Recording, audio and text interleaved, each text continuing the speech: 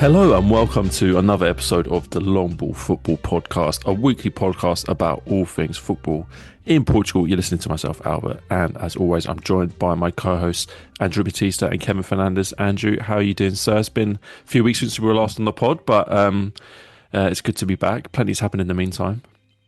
Yeah, it's good. It's good to be back. It's good that international break's over, and a nice little break for us, I guess.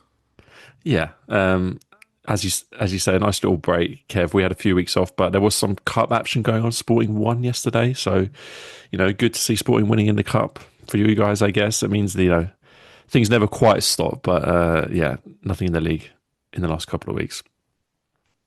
Yeah, I mean, you mentioned in the cup game, and it's actually quite important that you are because the repetition of the game is happening literally on Friday. Mm. So, for those who are not aware, Sporting played on Sunday. They played again on Tuesday, and the exact game that they played on the exact game that they played yesterday, they're playing Alverca at home in the league on Friday. So that will be very, very interesting. Obviously, the whole team was rotated for the game yesterday. We won't see the same team on Friday. No. But if they don't do as basically the B team and the reserves and the substitutes do, there'll be quite a few questions raised. So it's always a bit of an interesting dynamic. Some of the scheduling has been crazy so far this season. I mean, I know every season it's a talking point, but some of it, like 3 games in a week and stuff. Sunday, crazy. Tuesday, Friday is That's crazy. mad. And also, as a fan, I'm such a what's the word for it? I'm so like scatty. I would just be thinking we're playing the same team twice in a week, and we've already won one. We're definitely going to lose a second. We've used up our win. That's it. So I would hate that. That is how it goes sometimes. Yeah, that's the voodoo stuff, man. Yeah, I would hate that. Thanks but for I'm helping. sure. Just thanks for helping with the pessimism, guys. I mean, full of confidence now. Cheers. No, I'm sure. Well, we're going to talk about Alverca in this episode, and based on their recent league form, I'm sure you'll have a good time on Friday. That is a good segue into, of course, the main event of this podcast, which is discussing Jornada 9 of the Primeira Liga season. We're going to take you through a few of the highlights from last weekend. And gents, let's start as we always do at the top of the table with Porto, who had to fight to come from behind against Moreirense, overturning a 1-0 deficit thanks to a Samu penalty and a late winner from Dennis School in the 88th minute. They won the game 2-1 and maintain their position at the top of the table. Naturally, winning is important, and both Sporting and Benfica are not in bad form themselves. But equally, Andrew, I think to bounce back from the Europa League defeat to Forest last week was quite important as well. And also in a tough game against a team who listeners to this podcast will know we've been full of praise for in recent weeks. So by no means an easy game, by no means a bad performance, and a very, very valuable 3 points. Definitely a hard-fought win, a deserved win for sure, against a very difficult team. Moreirense did what you'd expect them to do. They were organized. They were difficult to play against. They were able to neutralize Varela and Froholt very well in this game. And Borja Sainz and Pepe, I think they all kind of struggled in this game, and that was credit to Moreirense, who made it very difficult for them. But overall, we deserved the win. We were the ones sort of throwing everything at it. We weren't happy with just the draw, obviously.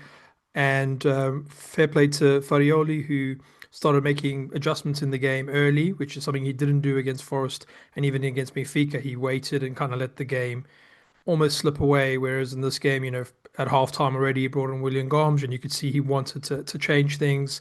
He maybe overchanged things at some point in the game. When we had Dennis School and Samu on, it looked kind of crazy and it wasn't really working. But he then readjusted, and Jan Karamo came on, and it looked a little bit better. Jan Karamo for his debut. But yeah, Rodrigo Moura looked good when he came on. I thought the change when he took Moura off, Francisco Moura that is, and then moved Kivior to the left back. I don't want to see that again. I thought that really didn't work. I'd much rather not see that again. I know Kivior did play at left back a bit for Arsenal. He hasn't done it for us, and it was a bit shaky and didn't look great. Dennis School came on. He's proven that he can contribute and that he can be a part of the squad and come up when he needs to and make a difference. Because Samu scored the penalty, but I didn't think he was that great in this game. And Dennis Gould came on and just gave them a little something different. And William Gomes as well, when he came onto the pitch, you could see he had a lot more sort of energy and he was giving them a bit more of a difficult time than Pepe was. You know, as good as Pepe is, he did struggle in this game. They were able to sort of keep him quiet quite easily.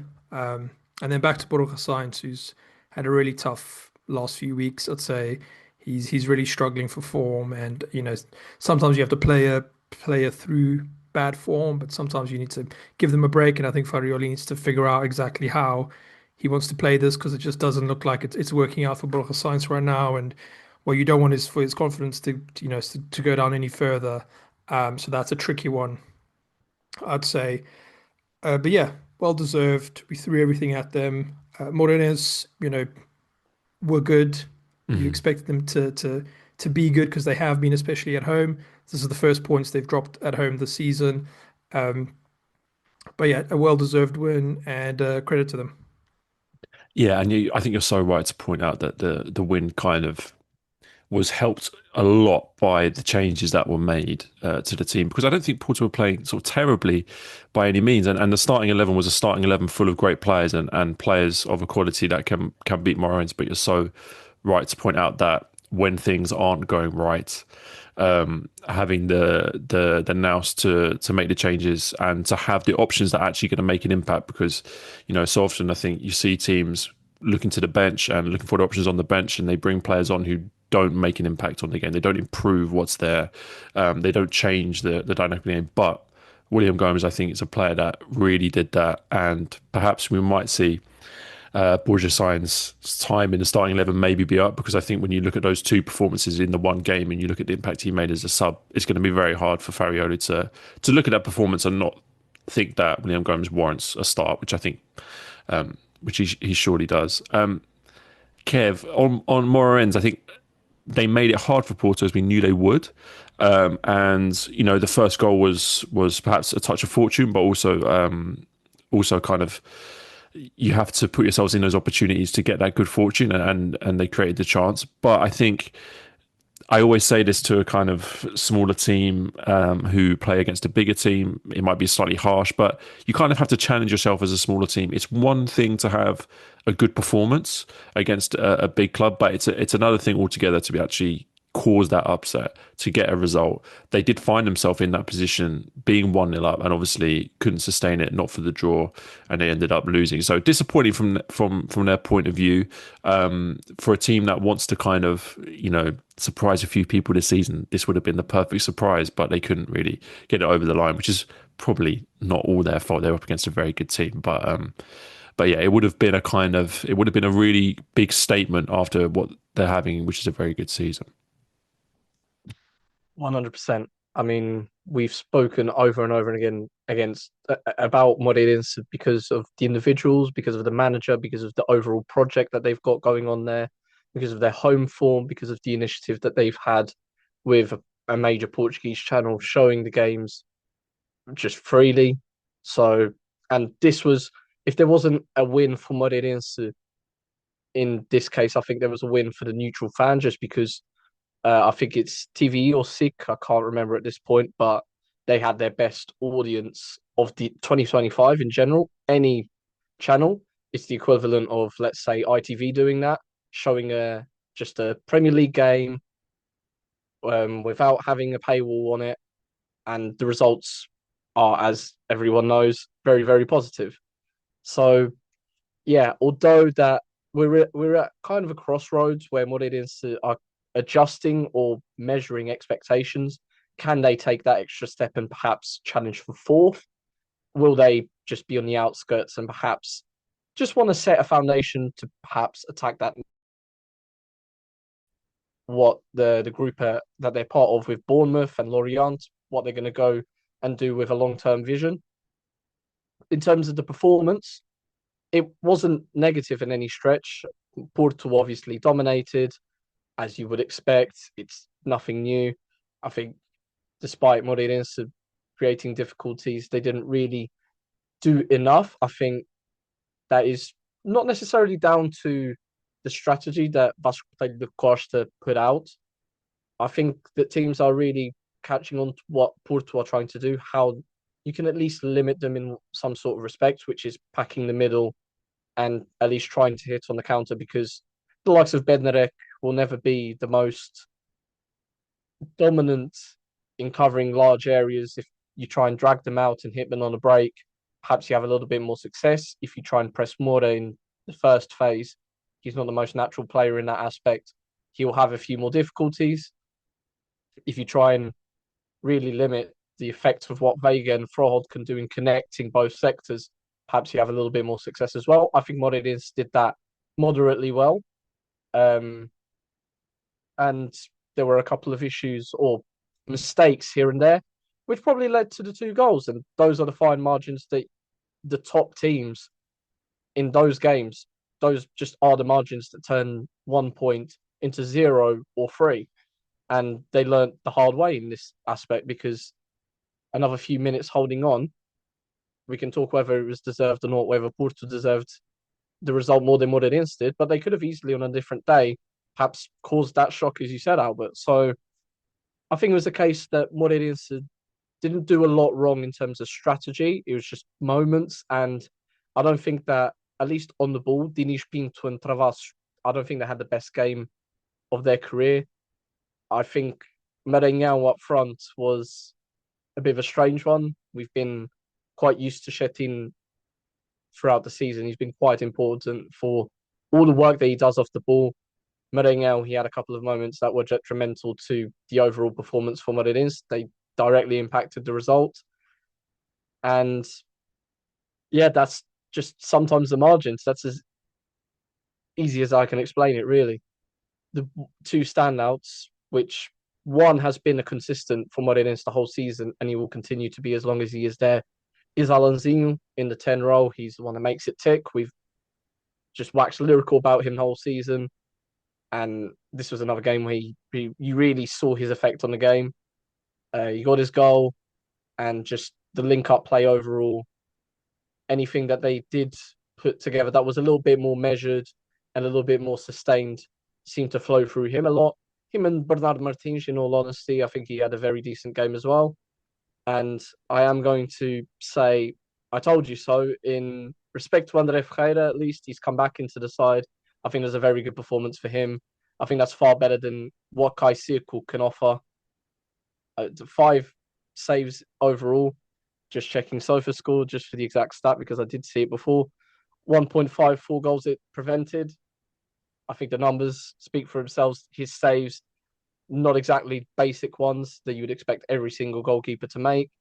So, look, I don't think it's necessarily a negative performance or result overall. 2-1 against Porto of all teams. You will always take that. It's not at all something that is going to make you think we were hard done by. It's fine margins, as I said, and that's Moreirense's first loss or drop points at home all season. So I think the progress is there to see. Maybe this is just a bit of a learning curve, because I think what was really interesting post-match was to see what Vasco da Costa said about the game. And I think he recognised that the strategy was correct. Perhaps it's just being a little bit calmer on the ball on those occasions where they can break forward. And maybe this is the day where the mentality switches, where they go between the plucky team that they win their games at home, they have more success against similar stature clubs, but against the bigger teams, perhaps there's a little bit more of an adjustment to make. Perhaps this is where they realise, okay, we can battle against them. What do we need to do to really implement our game in the same way? So I think if they do that, if they tweak a little bit of their processes in build-up, because I think they were trying to rush quite often without having the same figures as Chetin in the front line to facilitate that, I think they'll be absolutely fine. I don't think there's any question about that. Yeah, absolutely. And I mean, the great work that they've already done, the idea that there's kind of still more progress to be made is very exciting. And, you know, I think a lot of us have a soft spot for Moreans, and we see a lot of these teams who develop under a young manager and with a good group of players.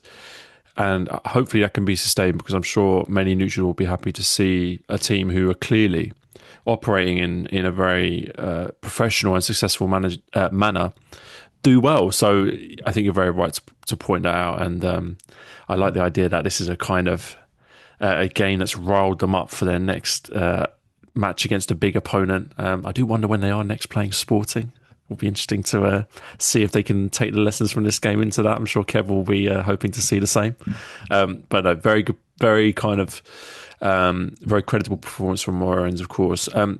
Andrew, I want to ask you a kind of a more general question. I appreciate that this is ground that we've possibly already covered, but I'm just thinking on the back of an international break of the length that we had, these are kind of resets and slightly kind of new chapters in the season. And I think it is interesting just to look at Porto now, after this first period of the season, after these first 9 games, because I think we all have a very different perception of this team. You know, at the beginning of the season, it's well documented that I think most people weren't particularly optimistic about their title chances, but things have changed very quickly.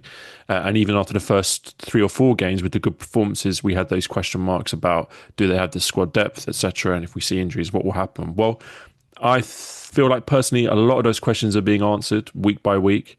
And the one thing we've seen more in recent games is the options off the bench, the players that are able to change the game when the team needs to be rotated, that there are options more or less. And the players in the starting 11 are clearly of a very high quality. So it might be quite a general question, but I'm interested in your opinion of how you see the team now compared to the start of the season, because they weren't everybody's title favourites at the beginning of the season, but do you think they perhaps are now? I think, well, they're top of the table right now, so they clearly are doing something right. Yeah, beginning of the season, it was kind of dicey. People weren't really Mm, sure. I certainly wasn't. But then you saw all those great performances, and you sort of get carried away as a fan. That's normal. But I think what I've learned in recent weeks, and it's something we've kind of spoken about a few times on the show, is there is a way to sort of get to the Porto team. You can sort of beat them.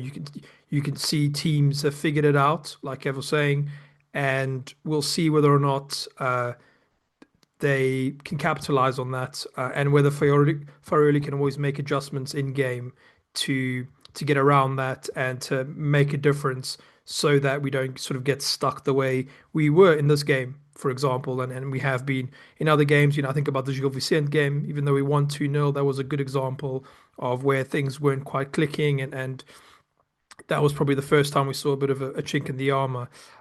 So I think we're still in a good position. We played well against Sporting, so it's about how we perform in those big games. We've dropped some points against Benfica, but I think if we can just keep doing what we're doing and finding ways to win these games, even when things aren't going our way, using our stars, keeping them fit, but also using the whole squad, because we've got a very good squad overall. And you want to keep sort of your best players. I mean, you want to see more of Martin Fernandes, but he's had, a mixture of injuries and some discipline issues. But, is he going to be back in the team sort of on the left-hand side like he was at the beginning of the season? We remember that before his injury. Will we see that again? Or was Francisco Moura sort of locked into this team? So there's all these kind of questions about the squad and what Farioli is going to do. But at the moment, things are going well. We're getting through the tough games, and I think we're in a very good position. And if I have to look at who's going to take us the distance in this title race, it's obviously Sporting, because you can see how Sporting are performing. But I think it's going to be a really sort of interesting one. definitely. And I think one of the most encouraging things from my perspective is a manager who seems to be able to find solutions to problems. I think it's a kind of it's a skill not every manager has. There are a lot of good managers who kind of can't find those answers when things aren't going their way. So I think that's been, amongst many things, one of the more encouraging signs. Amongst, yeah, like I said, many encouraging signs. Let's move on to Sporting. You just mentioned them, Andrew. obviously playing well as well, in very good form. They went away to Tondela and got a 3-0 win, courtesy of goals from Luis Suarez, Pedro Gonçalves, and Giovanni Kenda. It keeps them in second place, 3 points behind Porto. Another good performance from Rui Borges' men, Kevin. How do you feel about the game? How do you feel about where Sporting are at the moment? That was much, much better. Mm, That's all I can say in comparison to where Sporting had left off in the league, at least.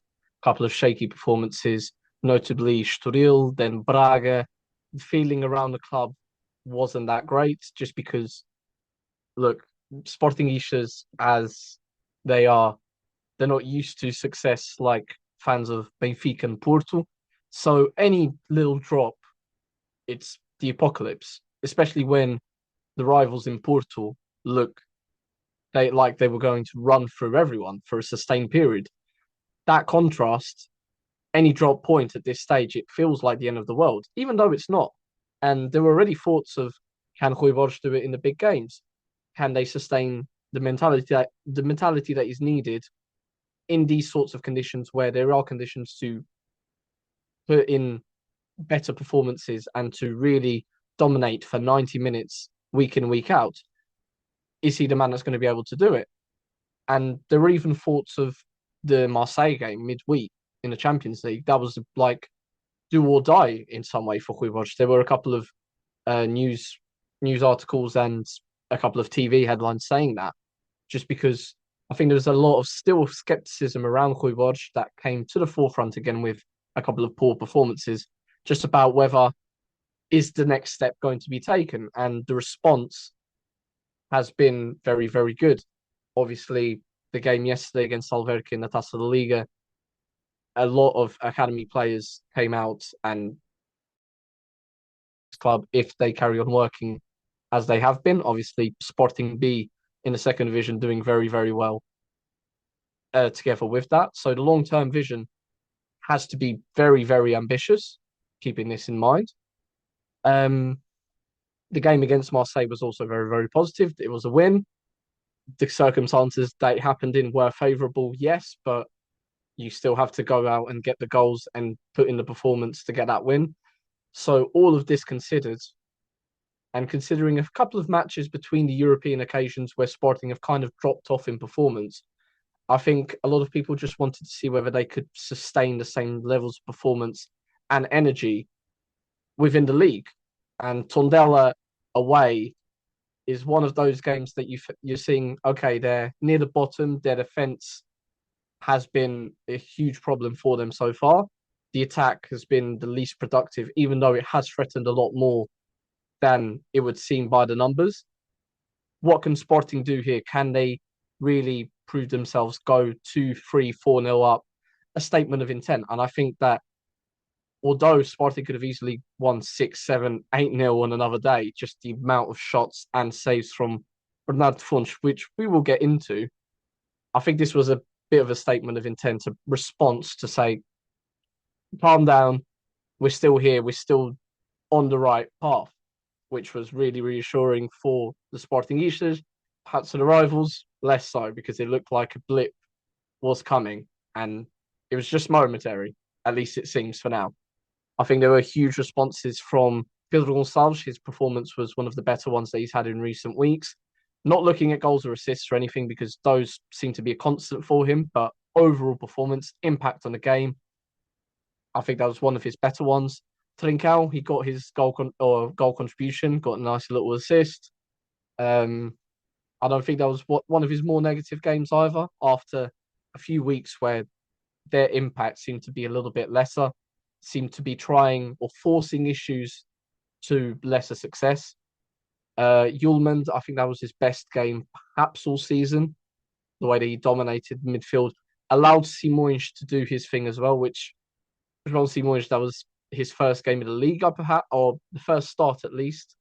And what he offers in midfield is very, very different to what Morita has been offering. And what Kosharashvili offers, he's a lot more progressive with the ball at his feet, not looking for the long passes or the short combinations. He can carry, he can join the attack in more forward areas. And without the ball, he does look more energetic than Morita at this stage. where he has a few more fitness issues. Diomanda coming back in, you can see the impact that it has on the defensive line. Just any ball that goes anywhere near him, it seems to be a lot more controlled. The aura just around him when he's passing the ball around, just circulating possession. Sporting seem to be a lot more assured with him inside. Inacio, in return, having one of his better performances recently, perhaps feeling like he can make those risky passes a little bit more often with a little bit more freedom. And even a positive match for Fresneda, who I think there's been a lot of talk between him or Vagianidis starting. And it really built the groundwork for Kenda to come in. Ioannidis, Alisson, and Matheus Reis all came in. I felt they had really good minutes. Reis with a few less. Alisson perhaps didn't do as much as he has done recently, given that. But the touches that they did have, they brought something to the game. They created something, a little bit of something to get excited about in latter stages of the game where usually you'd think, just see it out, it's 3-0. So I think that overall, the performance was so positive just because the energy levels, getting the ball back when it was lost, were much higher. I think the intensity with the ball when needed was a lot higher than recent games. And I've got the statistics here for the games with the most amount of shots on target for each team. It was Sporting against Tondela with 15 in this last game. And through curiosity, in second, you have Sporting against Moreirense. In third, you have Sporting against Casa Pia. And joint fourth, you have Sporting against Arouca. So I'm going to suggest something to Rui Borges right now. Can we have some shooting practice? Because there were more than enough chances. There were 29 shots on overall in this game. Suarez with an excellently taken first goal. I'm not going to dispute that in any way, shape, or form. He had overall 8 shots in this game, and he managed to miss every single one, which was a lot easier than one he actually took. It was frustrating at the best of times. It always seems like this is Sporting coded. They're the team that has the chances, can't put them away, suffer more than they have to. I think there was a little bit less of that occasion just because there were 3 goals that went in, albeit one was at the very latter stages. But guys, come on. Can we get some shots going into the net a little bit earlier? Because Bernardo Fontes, what a performance that was.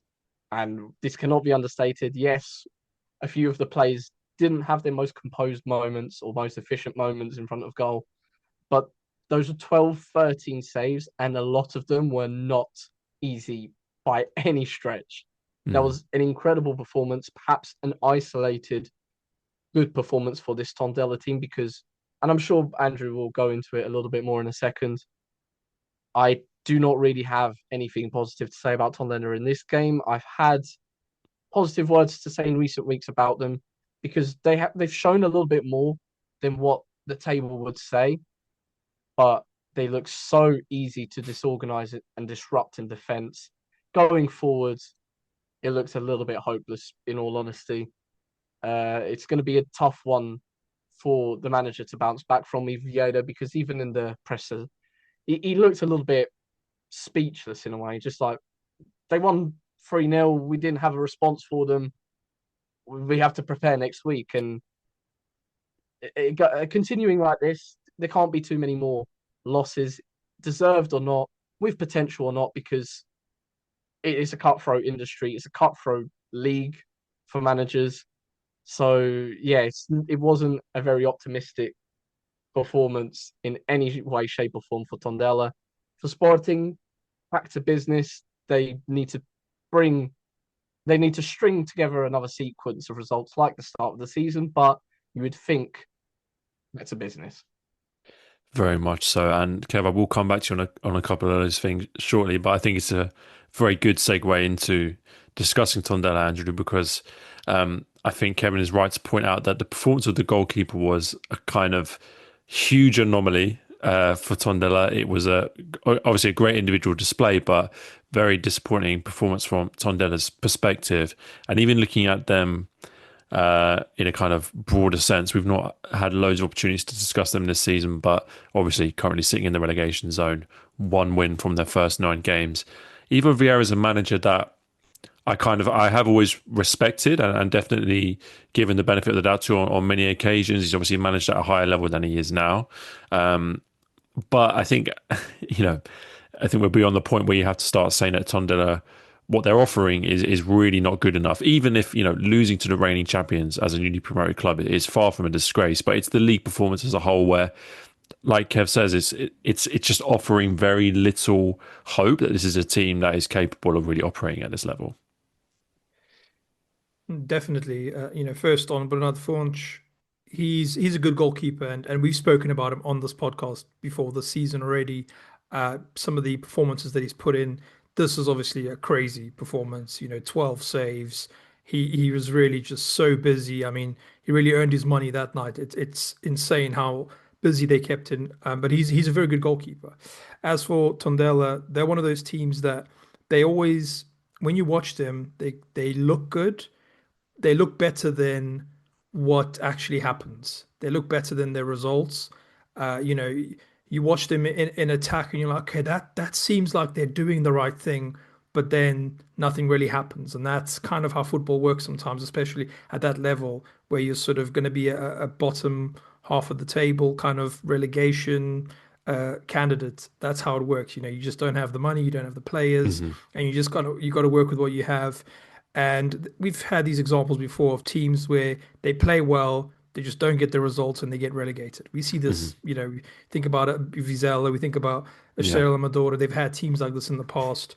And I think this is probably where Tondela are heading at the moment, because every time I watch them, they seem to know that they want to do certain things right. They want to move the ball in a certain way, which is good. And they try and do things that you wouldn't expect from a team in that position, sort of a relegation team. But their defense is pretty poor. If they didn't have such a good goalkeeper, who knows what the scoreline would have been. The midfield really struggled. I think they probably were bad, but also Sporting was so good. There was so much energy in that midfield. They were so good on the ball, and it's so difficult when you're playing against a team like Sporting in the sort of mood that they were in this game. I think there's a really testing sort of few games to go now for Tondela. If this carries on, Ivo Vieira, as good as he is, they're going to start sort of calling for his head, and you'd expect that because Tondela have got here to this point in the league. They have to try and find a way to stay. I think they are better than what they've shown, even though they've shown that they are good. There's some games where things didn't really go their way. I think it's that that result against Alverca, that was a big one. They needed that to go their way. But I think they've got some good players. I think Yaya Sutole is a good midfield. I thought Cicero, I think he's pretty good. These are guys that can sort of play. I mean, Maranhão was the attacker that looked like he could maybe do something in this game. But even so, it was so minor. And then as for Sporting, I mean, what can you say? I mean, I can't really say anything that Kevin hasn't said other than I'd say Jenny. I think Jenny had a pretty good game. He looked really up for it. He was making some good passes, and if Jenny can sort of find consistency and find that confidence, he can be a fantastic player. He shows it all the time. And the Luis Suarez goal, I mean, one of his best goals for Sporting, maybe one of his best goals in his career. I don't know, but the sort of inside outside dribble and then the finish is fantastic, and he's such a good player. I mean, I praise him all the time. I'm a big fan of his. And then the other thing was having Jean Simões in that midfield. He's got more legs, he's got that energy, he's got that quality out of possession as well. And I wonder if that also helps Pedro Gonçalves on that side. So Pedro Gonçalves maybe has a little bit less to do in terms of out of possession, having to run around, because you have Jean Simões with that energy. I think that's something that I kind of noticed it in this game, but I'm not sure if it's something we'll see every game. If Jean Simões starts again, which I would say start him again. I'd say let's see. Let him play. But yeah, we'll see. Do you know what's funny about Tondela? I was just thinking back then when you were both talking about them.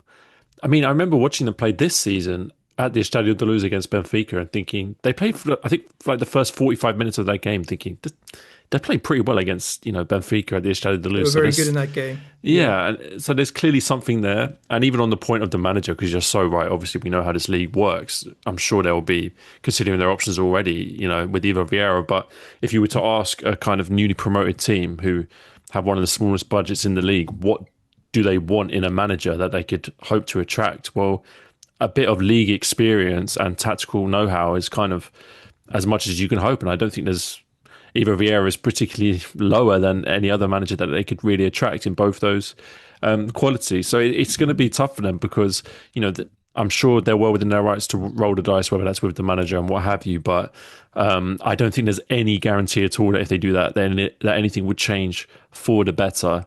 And given that we have seen, maybe one or two green shoots of to be optimistic about, that you could argue to keep him on. But again, like you said, Andrew, very kind of tough period at the moment. Tough. It's not going to get any easier for the club. So yeah, it remains to be seen. It doesn't give us any pleasure except maybe with AVS to talk about teams that are kind of really struggling in the league. But yeah, Tondela really struggling at the moment. Quickly before we move on, Kevin, just to elaborate perhaps on something, I think.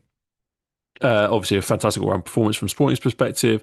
All the attacking players were really contributed to the game. I think I might have asked you a similar question before, but where does Giovanni Kenda fit into all this? Because he came on and scored, and I know some people perhaps see him as a replacement for maybe Jenny or an option for Jenny, but to me, he doesn't seem like exactly that type of player. Where does he get into the team ahead of Pedro Gonçalves, ahead of Trincao, ahead of Jenny, ahead of Luis Suarez? For a young player that offers so much and contributed in this game, he seems to be the one player that Rui Borges can't quite find a place for at the moment. Yeah, it's an interesting one with Kenda, just because he's actually the player who's participated in more games this season. He's played in 15, and yeah, he's not always been the starter. Jenny, he kind of got his place when Jenny got injured. Talking about yesterday, Kenda actually played in the 10 role, where Trincão technically usually is. So it's quite interesting to see that he had quite a bit of success there yesterday against Alverca. He doesn't look as natural in Jenny in attacking the space, going straight forward and then going to the byline. That movement, that is Jenny's bread and butter. He can get it wrong, but he'll try it 10, 15 times a match if he has to. He's a player of volume. His finishing is, if anything, a little bit more consistent than Kenda as well.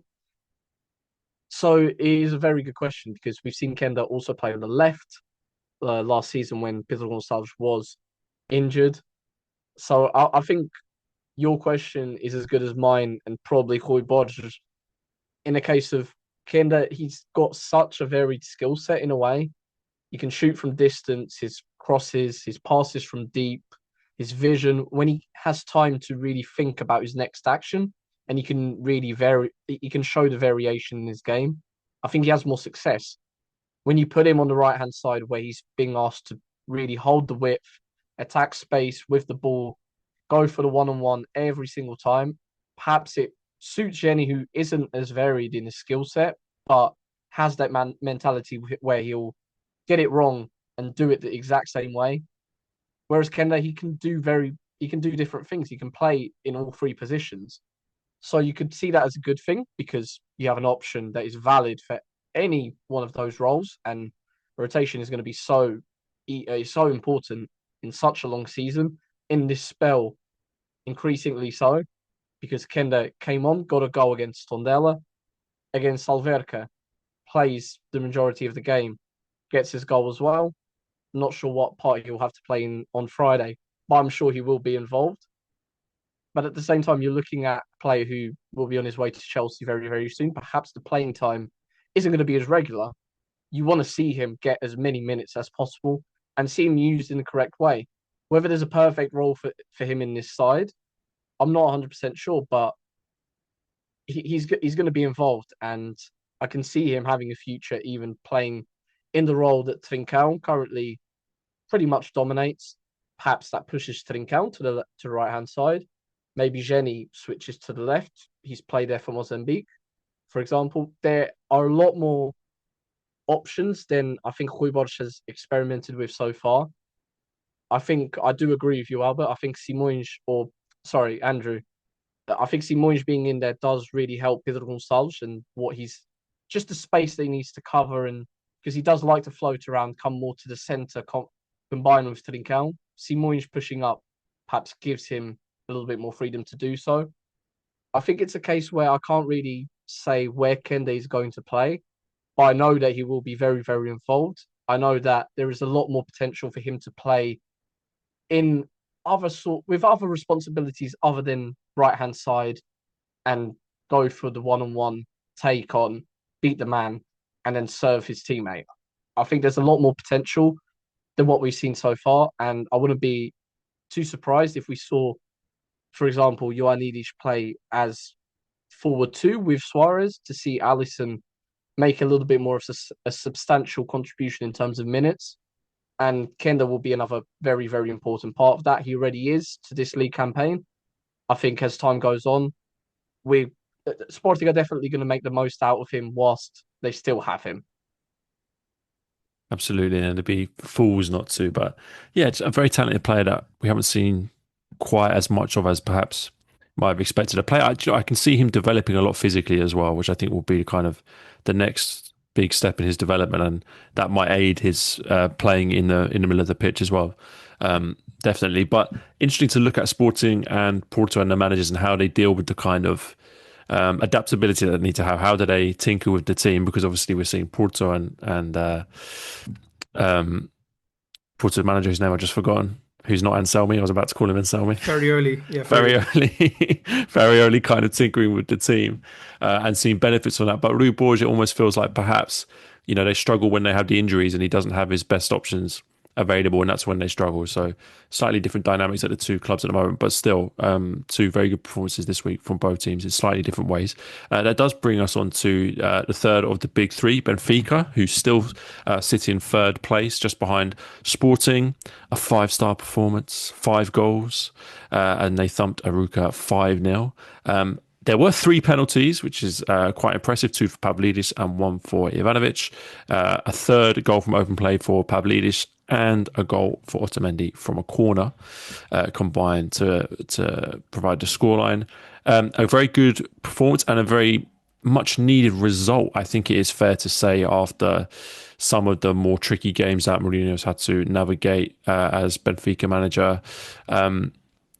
Andrew, what can they take from this performance, given that it probably, if we're being fair, wasn't against the toughest opponent that they're going to face this season? I mean, he'll take the result, a big 5-0 win. That's good for them. Arouca made it easy for them. I didn't think Arouca were that good in this game. They had one of these sort of bad games. Some positives. I mean, I'd say it's good for Pavlidis to keep that confidence up. He's a confidence player, and I think the more he scores, the better he plays. Like most strikers, obviously. But when he sort of goes through that time where he's not scoring, you can see how it affects his confidence. I thought Prestiani looked pretty good. He's a player that's sort of up and down, and I'm never 100% convinced on Prestiani, but I think he looked all right in this game. We saw Algenes at right back again, which is weird, and the poor guy, they're just going to keep playing him all over the place. But he did all right because he's that kind of player. He will give you that sort of 7 out of 10 performance. Antonio Silva on the bench for this one, which I was a bit surprised by. Negatives, I think Sudakov had a really bad game. Sudakov struggled in this game. He was a lot of really loose passes, and he just seemed to be getting caught in the wrong positions a lot. And I'm not sure what that was, because he's looked good so far since his arrival. Another good game for Lukabakiu. Nice confident performance from him, and he's turning into sort of that attacking spark in this team, and a guy that sort of makes things happen, which is not something that this team have a lot of. So he looked pretty good. Another good performance from Samuel Dahl, who again, he's sort of up and down, but this was sort of an up game for him. And then another negative, if I'm looking for one, was Sheldrup. Just, I don't know. I don't even know what to say about him anymore. He didn't really do much. He just seems to just occupy space. He's kind of a body at this point. And I thought maybe Mourinho would find a way to sort of find something. And then obviously he tried his little mind games with him. I'm not sure it really worked. That whole little thing that happened. But yeah, a good performance for Benfica. Mourinho will be happy. He can sort of use this to try and egg the team on and get them confident and because he loves that kind of us against them, us against the world. That's his kind of bread and butter as a manager, and he'll use this to be like, look how good we are. Arouca, it's mostly negatives. I don't want to sort of beat them while they're down because they I just know. lost 5-0. So it's just a tough game. We know Vasco Seabra will try and pick the team up. He's going to do what he does always. This isn't the first time where they've let a lot of goals in, and he'll just tell them, look, on to the next one. Yeah, I think that's quite diplomatic of you. Andrew doesn't want to beat Arouca while they're down. Kev, I think I might, and maybe you will as well. I just think it's difficult. I mean, first things first, credit to Benfica for a very big win. And I think the most important thing, like you said, is that rather than the performance, I think they needed the result. And I think any kind of big win like that will surely be a big confidence boost. So I think that's very important, given that it's not exactly been plain sailing from Mourinho since he's joined, and Benfica have had the issues well documented since the start of the season.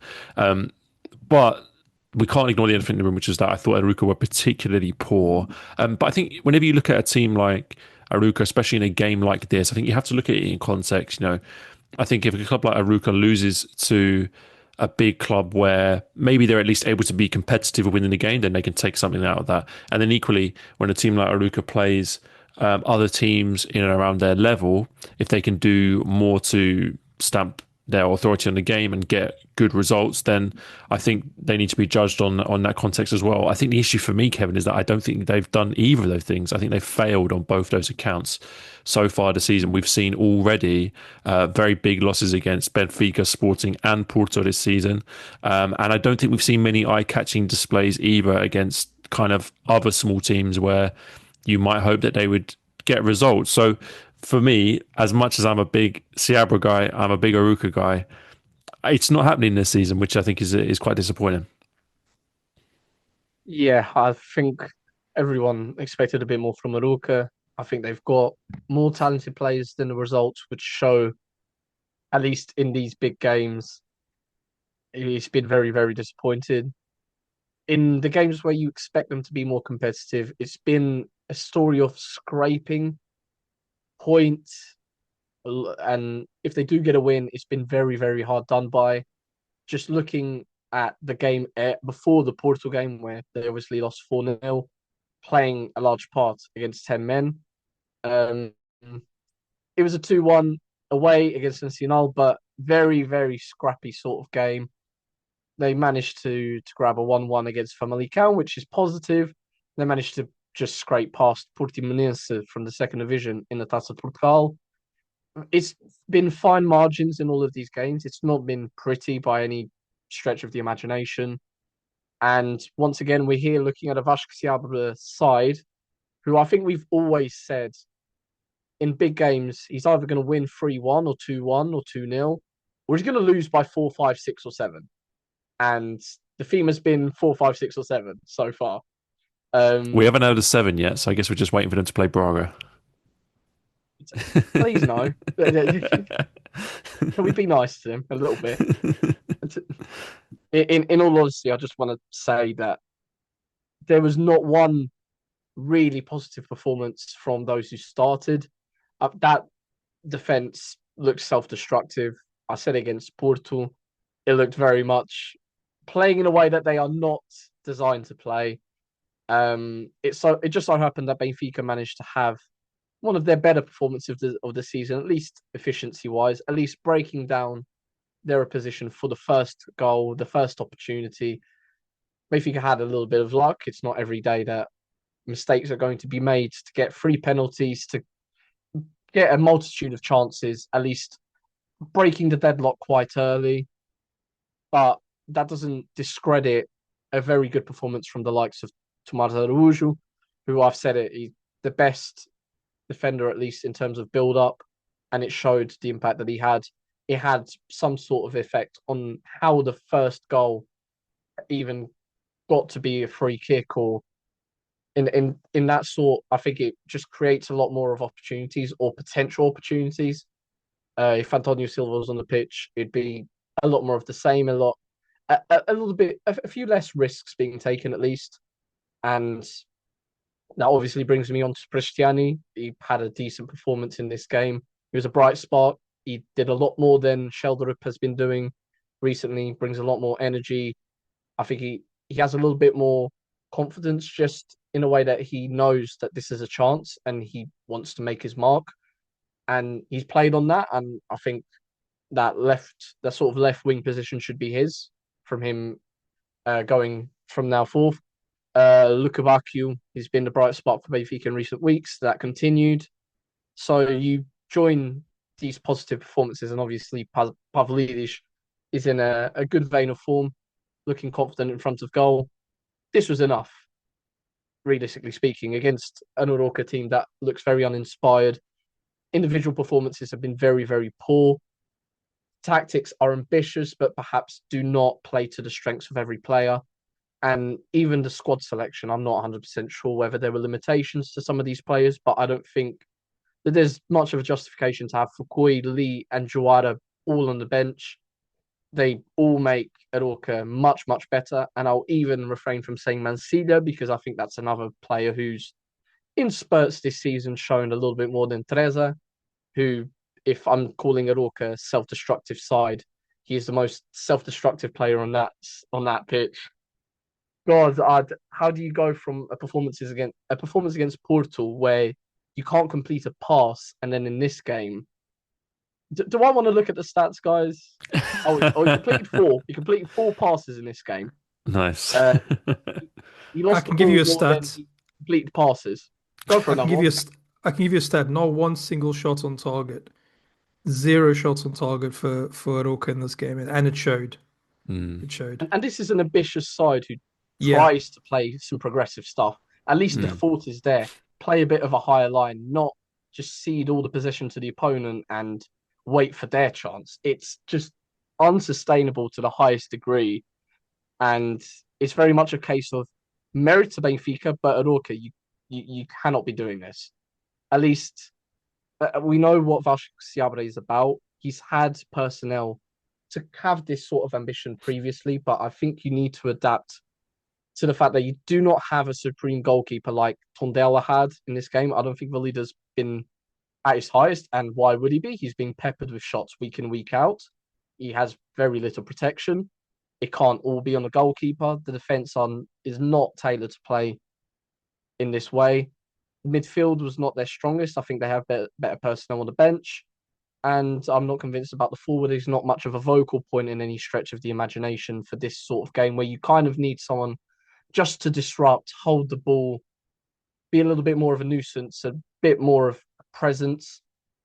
You put all of this together and we can talk about how the goals came about for Benfica, but if they didn't come about in penalties, they probably would have come about in a different way. If it wasn't 5-0, it would have been probably 4 or 3. Look, it's just much of the same for Arouca, unfortunately, in these sorts of matches, at least. One of the two scenarios that usually happens for Vasco Seabra. For Benfica, it was a positive sign for a lot of players who came into the side. The overall performance was a lot more positive than has been recently. And it was a very important day because obviously the first round of their elections, it's going to a second phase. I don't think Benfica is a club that needs any more disruption than what they've had around. So I think that was a relief for the fans who, after voting, went to the stadium or watched at home. That's all they need for now. On to the next one. Hopefully for them, it's just a basis to build on some of these performances. The likes of Valkens, who was a bit better than he has been recently. I think he's been struggling a little bit. Dal has not been the most convincing. Even Rios, I don't think he was his most effective game, but the intention was there. I think he's gaining a little bit of confidence, at least to try a few more things, at least through passing and not just marauding forward and going for the long shots. I think there's something to potentially build on. So let's see if through all the noise, something is there. Yeah, and I think that's the most important point that we've all made, really, is that, this is about Benfica having something to build on, which they really need, kind of no matter the fact that their opponents really kind of handed it to them on a silver platter somewhat. And Kevin's really right to bring up the Benfica elections, which I believe we might be discussing more in depth around the kind of second round of elections. But Rui Costa, I'm sure, saw that result as a kind of good omen for him. And for the team this season, I'm sure they're hoping it will be something to build on.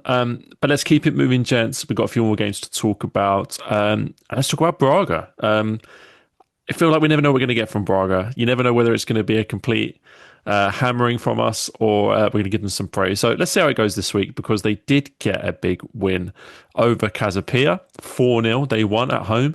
A very good result for a team that's been very up and down this season, as we've discussed at length. They came up against the Casa Pia side, who I think it's fair to say seemingly find it impossible to defend for the first 5 to 10 minutes of any half of football, because they conceded 2 goals in the first 8 minutes of the first half, and then the third goal after 47 minutes, I believe.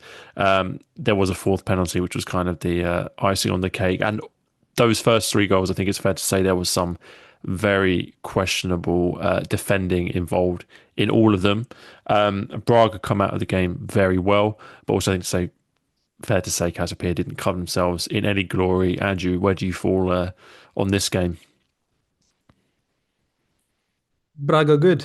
Braga good in this one. So they're improving and they're winning right now. Actually, for those of you that care, in the Taça da Liga, they're 2-0 up. So things are getting better. It seems that they all sort of they're all kind of on the same page now. There was a lot of kind of weird things happening on the pitch where players obviously weren't on the same page.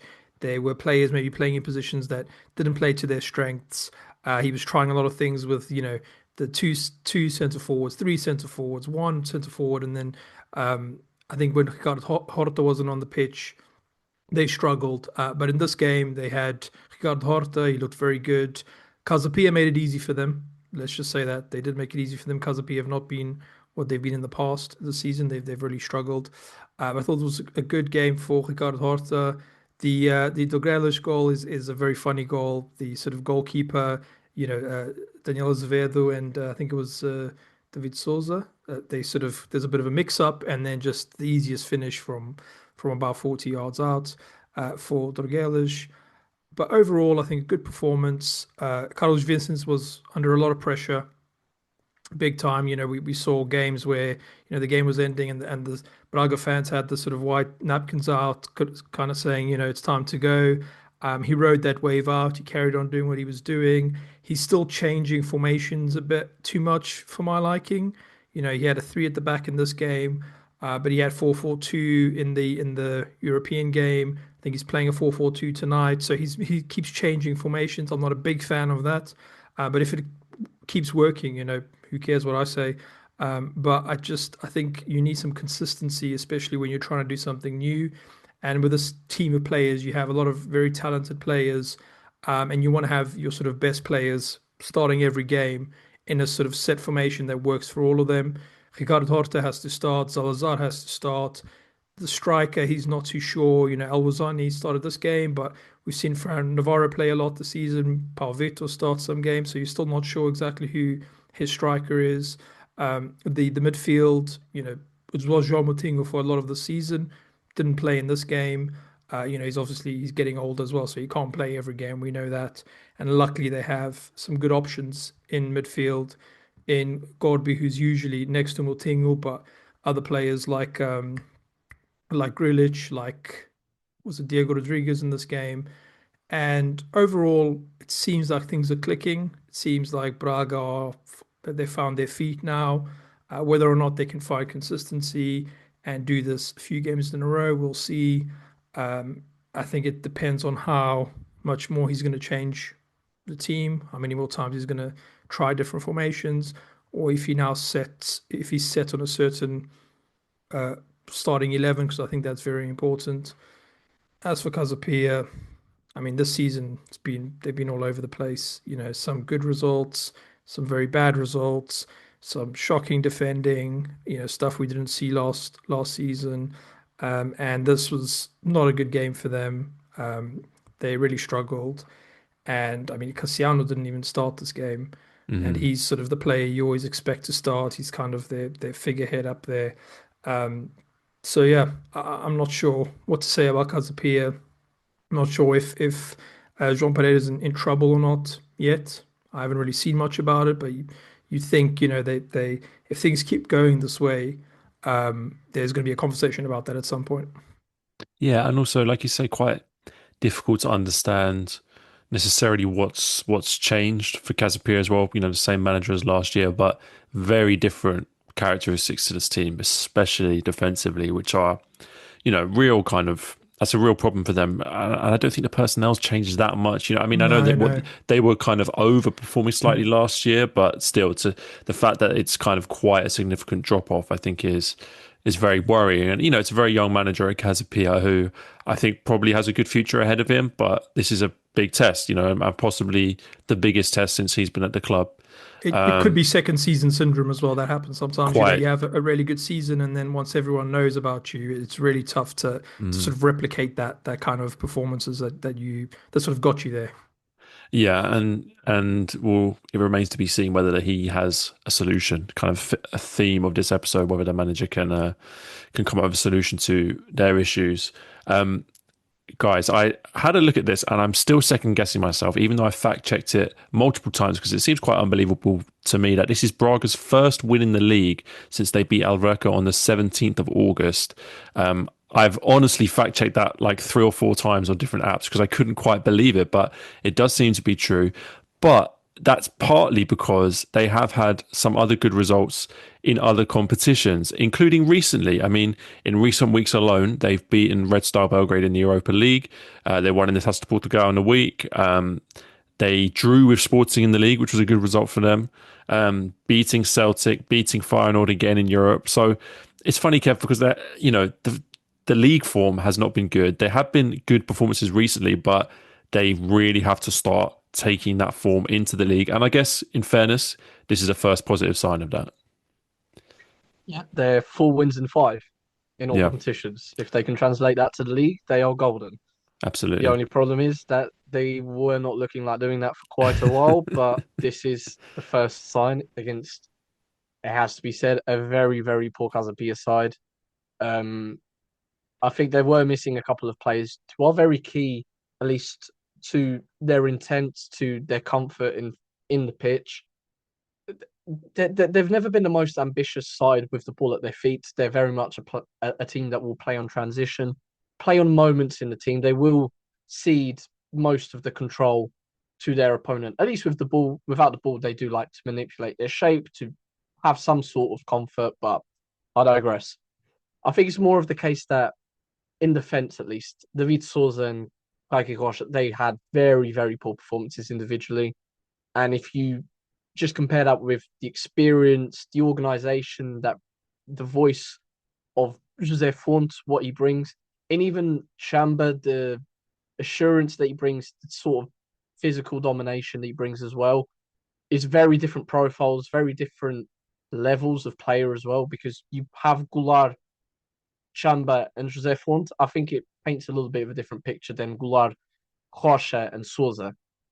And I don't want to put it all on. Look, they were missing a few players because I think overall it's a case of, and I'm gonna use Miguel Souza as sort of the personification of this, just because he's a player that I've appreciated when he was playing at Mafra in the second division, even his spell at Marítimo. A very technical player, but I think him and quite a few players in this side just fails to really impose himself in matches. He can kind of go missing. It's a very passive way of playing Casa Pia at times. And I feel like it just gets lost the moment where, look, I'm here, I'm gonna make the most of the moments that we do have with the ball. Make sure that for the 90 minutes we are switched on. And I think it's that sort of mentality without two very important, or even three if you look at Skater, or if you look at Cassiano, you're missing quite a few key pieces to this side. Moraes, Tiago Moraes did not play as well. He's looked like a positive spark. Binaisa, he was one that looked positive in the first couple of games where he featured. So I think it does have quite a big impact in this game, at least, because you're facing a Braga side who did go forward with more intent than we've been giving them credit for, at least. Dorgal is playing that sort of hybrid kind of right wing back spot, I think was very, very aggressive. Defensively, very suspect. I don't think he really knew where he needed to be positionally. In the few moments that Casa Pia did go forward, but it's been a very good week for him. He scored his first goal for Braga against Red Star in the Europa League, scored against Casa Pia in this game. And I think that was a very good move just because the combinations that he'd bring with Salazar and even Victor Gomez pushing up. I think that was a very good aspect of Braga's game. And I think as much as Vicente is experimenting way too much, way too often, and we have criticized him for it, I think he's found Larga Bielka's best role, which is the center, the heart of the defense. Not having him play that hybrid right back role where Vitor Carvalho played there and Larga Bielka, who doesn't have the most athletic profile ever, was doing. There are still holes in his ideas and all of the experimentation. I think he's yet to find the striker that is going to take Braga forward. And it's yet to be seen whether he's going to stick with the likes of Gorby and Diego Rodriguez for these sorts of games, because I think that brings a lot to Braga's game, a lot more aggressive in some sorts of moments, not just circulating the ball, which Moutinho, for as good as he is, lacks a little bit more impact. To go forward a little bit more, perhaps. I'm not too sure. I digress anyway. It was a better game. You see ideas. You see something to build on, at least the partnership with Dorgales, Salazar, even bringing Horta over, giving him a little bit more of a free role. I think there are pieces in the team now that you can say, okay, he definitely needs to keep that. Even if he's still finding the forward that he wants to lead the line and he's still rotating through those ideas, I think you could say that the defense, the one that's starting tonight in the Taça da Liga, it's exactly the same one that started against Casa Pia in this game. So maybe this is progress. Maybe it is the moment where the European form is going to translate. As much as on this show we have had our doubts. In terms of Casa Pia, I think it's a case of offensively, they didn't do anything. Defensively, they didn't do enough. And that's as simple as we can put it. It was just a very, very poor performance. I'm going to give two special little shout outs. And I promise it's not because I feel bad for them. Levoland, the whole season, has been very, very good. He's been very much, if it's the player that is going to make something happen. He's been very, very productive. I think Casa Pia have relied too much on his level of production, if anything.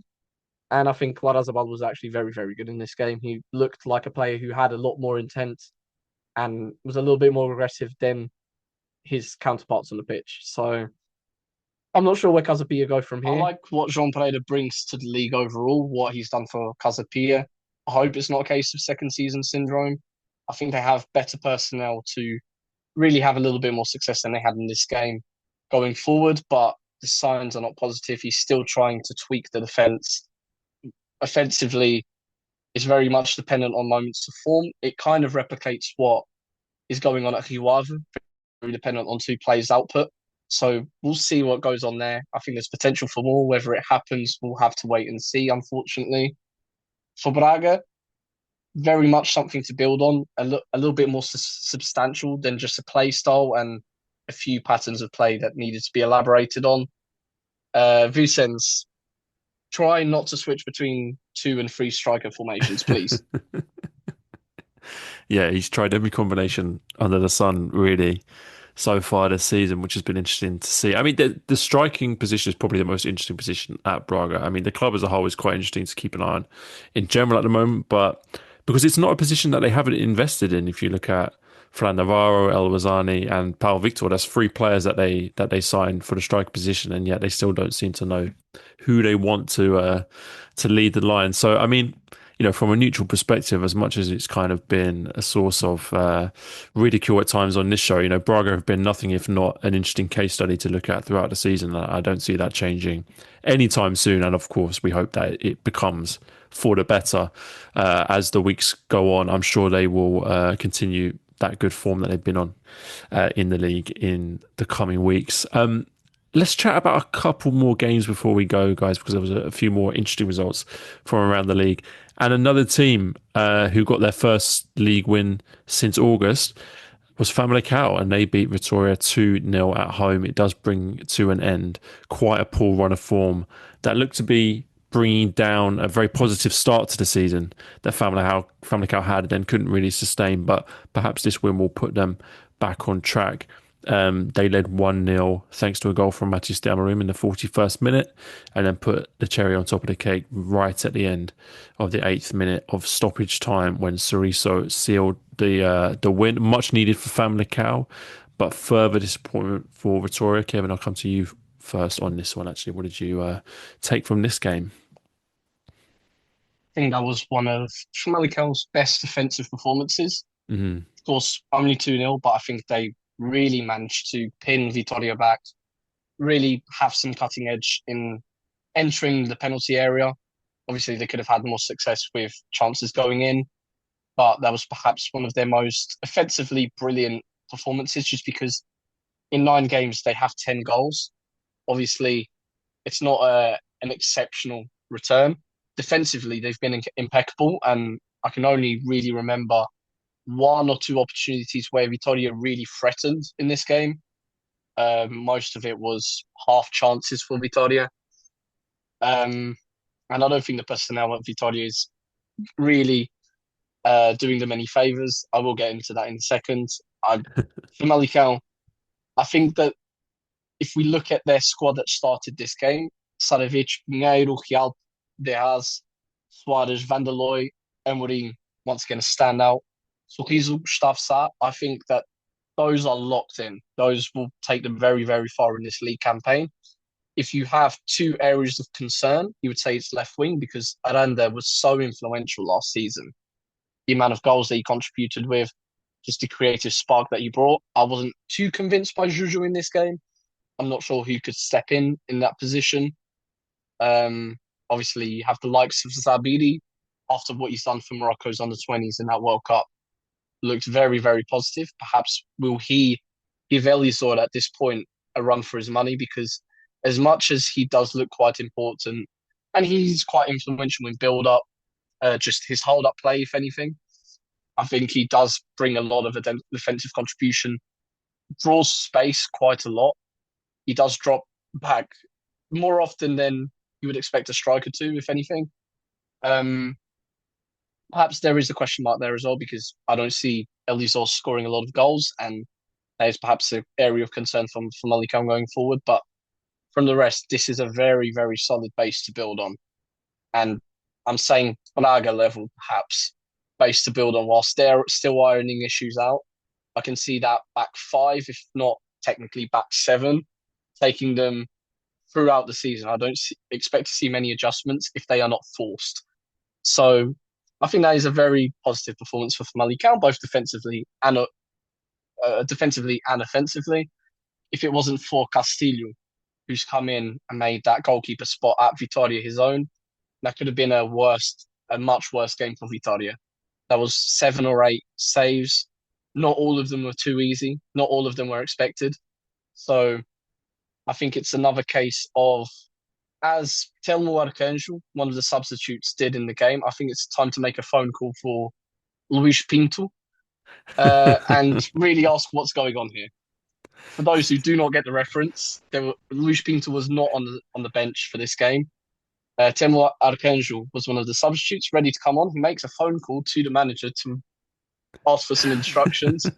It was very, very interesting, but I think Luis Pinto at this point does have some questions to answer just because I'm here asking why is Saviolo in the side? Why is Lobão in the side?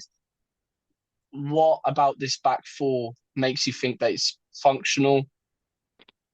Miguel Nogueira had a couple of games where he looked lively.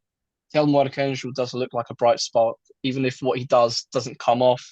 There's just a lot of questions to be asked about the overall quality of this side, what the overall idea is, because it looks like it's at the start of the season, the idea was to be a bit more of a transitional side with a couple of the exits. It looks like they kind of rotated the formation and the overall shape of the team and the idea, but it looks like they're constantly at a crossroads. It doesn't look like they've made any progress, and we're 9 games into the season. I don't know what they're going to look like in 3 matches' time, who the personnel is going to be in the starting 11, or even the 15 players or 16 players used. And this comes after a very unconvincing win in the Taça de Portugal against, and I am going to go and check the name because I've completely forgot, União de Lamas. And it's so frustrating because we all know what Vitória brings to the league, which is a fan base which is unlike a lot of the teams in the league, and I will include the traditional big three. The potential that the academy has, they're still producing names that are involved in this very side, but the financial issues, the instability that seems to be constant surrounding the club, it continues to cloud the first team, and it looks like the first team is reflecting the board in every way, shape, or form at this stage.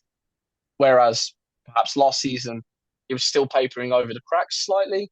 At this point, it's the fruits of their labour.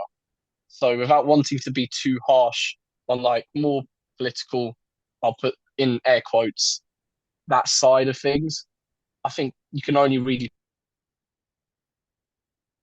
not name me too many players that featured in this game that showed a level that warrants being at a club the size of Vitória, playing in front of 20 odd thousand fans every single week in Portugal.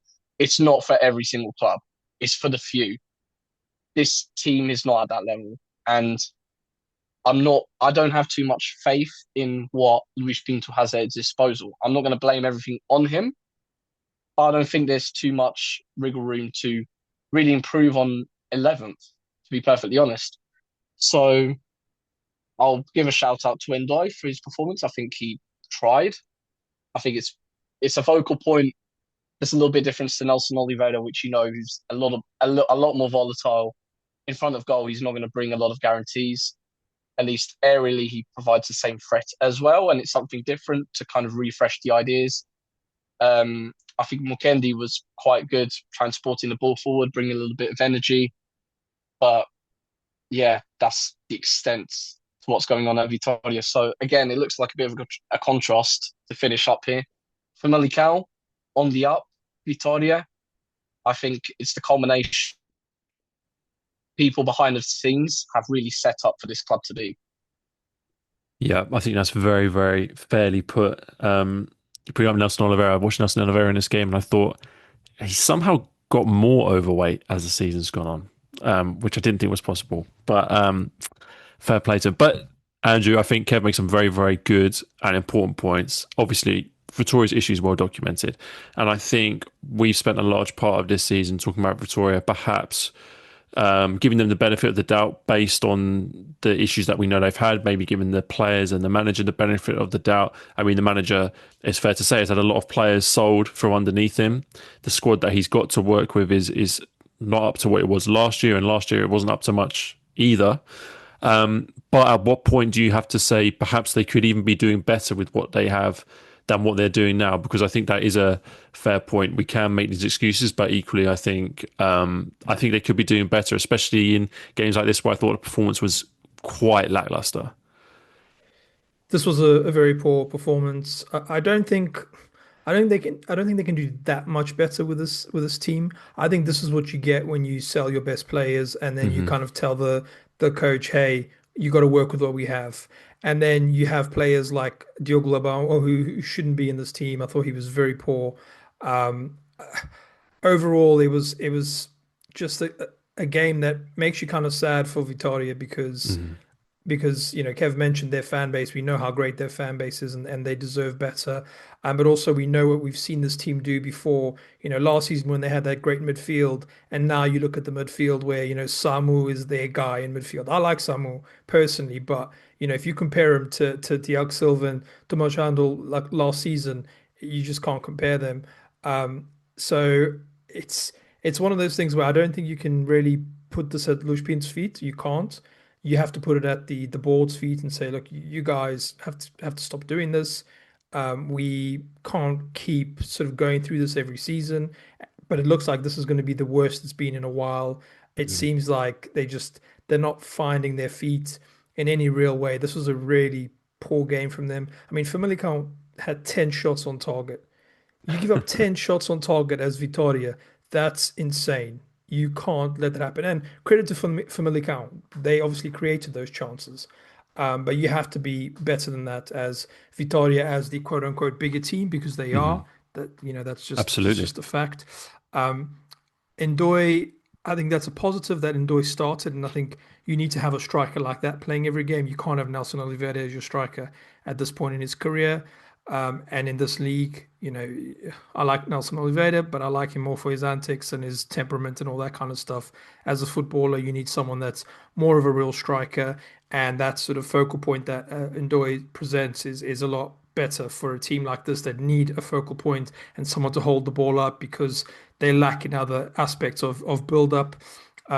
I would start Arcanjo more. I think he's kind of a more explosive player and he can make things happen. He's not the best at it, but I think in terms of the options that you have, he's kind of one of the better options.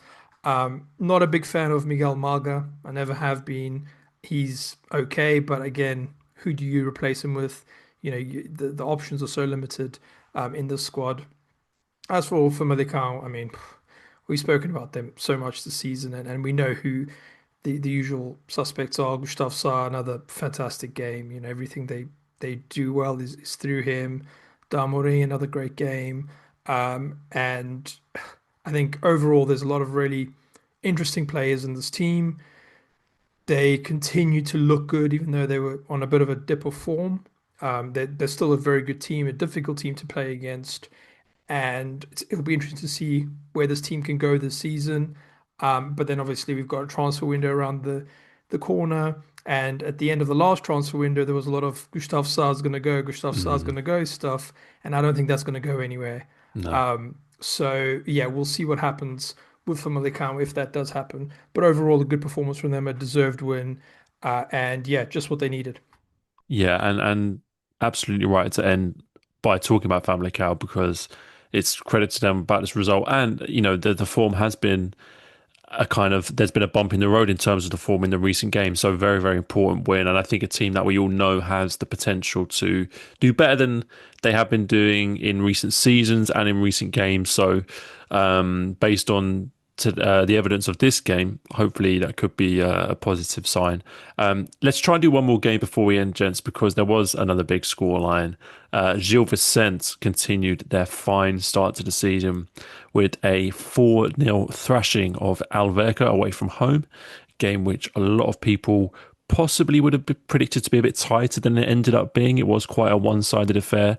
Gil Vicente scored after 40 seconds, and I don't think they really let up for the rest of the game. That first goal was a lovely volley from outside of the box from Luis Esteves, one of Gil Vicente, and I think it's fair to say one of the league's standout performers this season, followed up by goals from Santi Garcia, Pablo, and Martin Fernandez.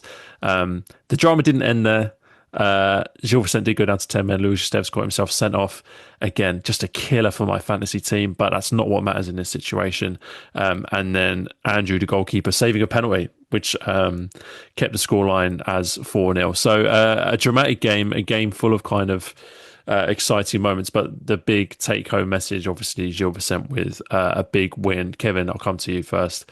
I think, obviously, all the plaudits go to Gil Vicente, but I don't know whether you agree with me. I did expect it perhaps to be a slightly tighter game than it ended up being, purely because we have spoken in quite positive terms about Alverca in recent weeks, but obviously this very much did not go that way. Yeah, it is very, very difficult when it seems like the game plan goes a little bit out the window when you concede in the first minute. it can be very, very complicated for a team, at least, or even more a team recently promoted, facing one of the sensation teams in the league, one in a very good form, and one that's not as gelled as one would hope. Any sorts of changes to the dynamic. Obviously, Gonçalves Esteves has been quite consistently playing at this point. He wasn't in the side for this game. They've been tweaking a little bit in midfield and in attack. I think it's just a culmination of just a situation that a game state changed in the first minute, and they couldn't really recover, and they didn't really have the luck that is needed at times because I think they created quite a few decent chances in the second half when they went chasing the game properly. Uh, Obviously, the all of the efficiency was on the side of Gil Vicente, who I don't think it was one of their best performances. I think it was a very much at times an open sort of game. Um, but it's one of those I think Alverca has shown a lot of potential. We always said that this season for them is going to depend on how they gel, how the players really impose themselves on this league and adapt. At times, they've shown real spurts of a lot of potential and a lot of immediate quality. I mean, I think the last game that they played that we covered before this was Alverca Vitória, also at home. And Alverca looked very, very good in that game with a lot of the same personnel.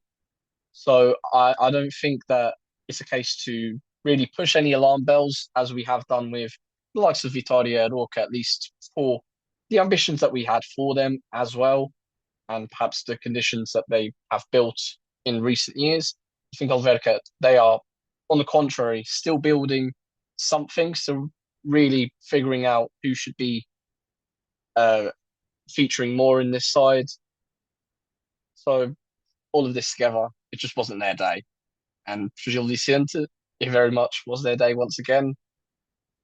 Another great performance for a lot of the standouts throughout this season. Ronan, Elimbi, Santi Garcia, Pablo, Luis Esteves, Zé Carlos to an extent as well. Boato, I think they were all quite solid. And off the bench, you have quite a decent impact from the other Zé Carlos, Martin Fernandes. I thought they were both decent as well. So there's not a lot I can say about Gil Vicente at this point that hasn't been said. It's just they are very, very consistent, and it looks like they're very sound with their ideas.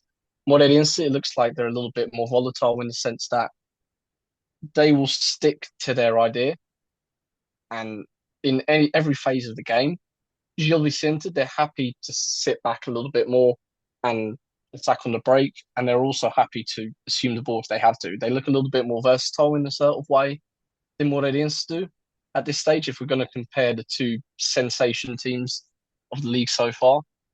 And I think this is a great demonstration that they can deal with being on the front foot.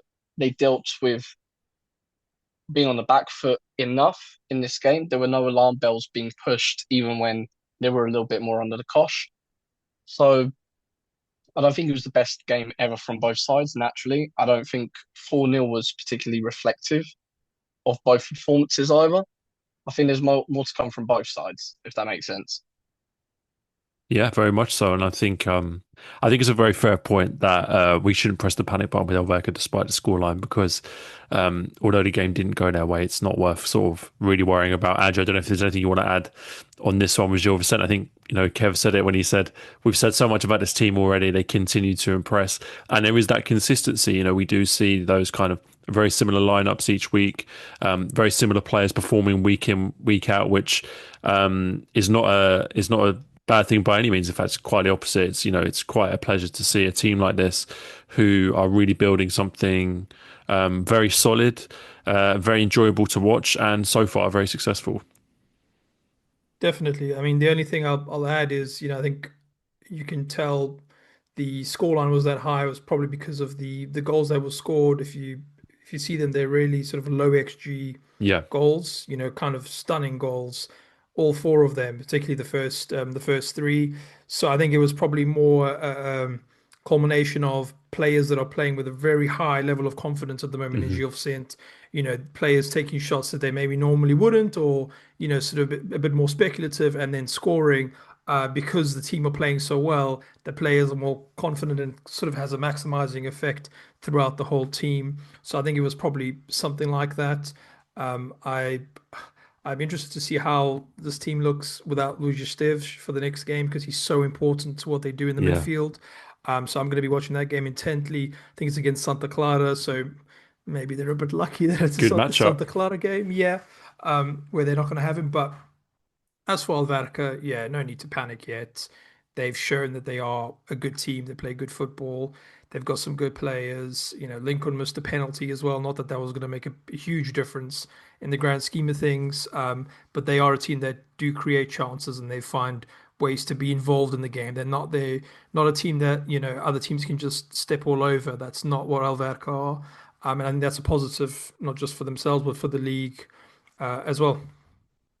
Yeah, definitely. And a good game to end on, because like you say, some of the goals, I mean, maybe if anybody listening hasn't seen the game, go back and watch the highlights, definitely, because a few really nice finishes, especially from outside the box, and a bit of drama at the end, which made for very interesting viewing. Gents, I think we'll leave it there. Another great week of Primeira Liga football. We'll, of course, be back next week to discuss all the action from the Primeira Liga. If you enjoyed listening, you could check us out on Patreon. A link to that is in the description of this podcast. And of course, a big thank you to my co-hosts for joining me, Andrew and Kevin. You'll be able to find links to all their work in the description of this podcast as well. But that just leaves me to say thank you very much for listening, and we'll see you next week.